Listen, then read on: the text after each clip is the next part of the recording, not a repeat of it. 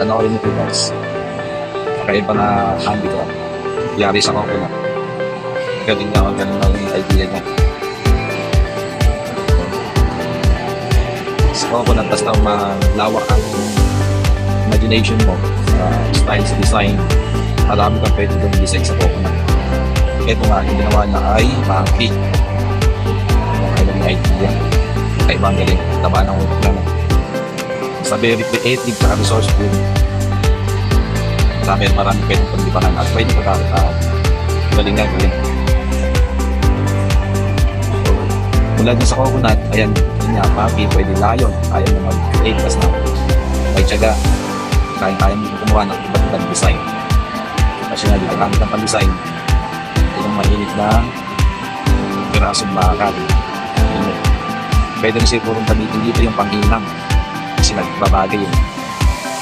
Diba?